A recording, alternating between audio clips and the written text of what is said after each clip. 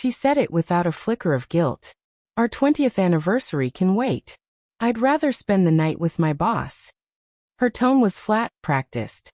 No stutter, no blush, no shame. I sat across from her at the table, my knife poised over a steak I hadn't touched, and I just watched. Her face was still, almost bored, as though she had rehearsed the line in a mirror until it sounded ordinary. That was the moment something inside me hardened. The bleeding stopped, and all that remained was stone. 2 decades of marriage. 20 years of mornings filled with her laughter, her perfume lingering on my shirts, her hand lacing through mine like it was made to fit there. I had carried her through debt, illness, miscarriages, and the grinding weight of work. I thought she was the anchor that steadied me. Instead, she was the storm tearing the ship apart. And for who?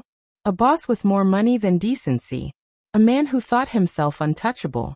I should have screamed. I should have shattered the glass in my hand against the wall.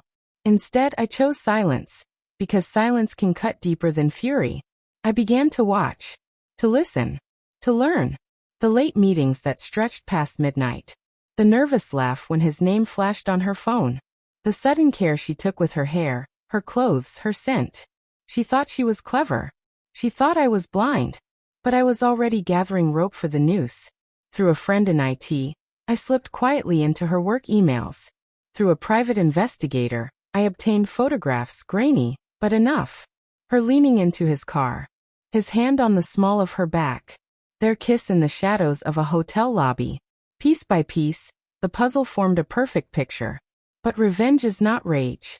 It is craft. It is patience. I studied him. The CEO.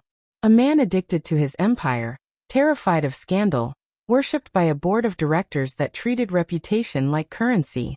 One whisper of impropriety, and the whole tower would collapse. I knew exactly where to strike. Our 20th anniversary arrived. I booked the same restaurant where I had once asked her to be my wife. I wore the suit she once said made me look like a hero. She never came. She was with him. I didn't call. Didn't text. I simply rose from the table, left the champagne untouched, and walked away. That night, while she warmed his bed, I pressed send. Not to her. Not to him. To the board. To his wife. To every senior executive with a stake in his name. The subject line was simple. Your CEO and my wife. Inside, photographs. Timestamps. Emails. Hotel receipts. Evidence so complete it could not be twisted, denied, or buried. At the very bottom, one sentence. I thought you should know where your company's resources are going. The blast was immediate. By sunrise, she was summoned into his office. I stood in the lobby among the employees, unseen but listening. His voice cracked through the door like a whip. What the hell did you make your husband do? She denied. She wept. But floods don't bargain. And I had unleashed one. By week's end, the board demanded his resignation. His wife filed for divorce. The media tore him apart. His empire fell, and with it her illusions. When she finally staggered home, her face was pale, her eyes swollen. She tried to speak, but her words tangled like broken string. She reached for me. You destroyed him, she whispered. No, I said calm as stone.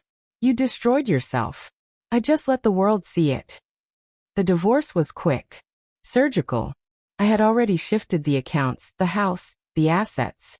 She walked away with nothing but a suitcase and the weight of her silence. Do I regret it? I regret the years I wasted believing loyalty mattered to her. I regret the nights I stayed up fixing her mistakes, thinking she'd ever do the same for me. But the revenge? Never. Revenge was the moment I stopped being her fool and reclaimed my life. When the door finally shut behind her, I stood in the empty kitchen. For the first time in 20 years, the silence didn't crush me, it freed me. I poured myself a drink, raised it to the quiet, and whispered her own words back into the air. Our 20th anniversary can wait. This time I smiled. Because it wasn't waiting. It was finished.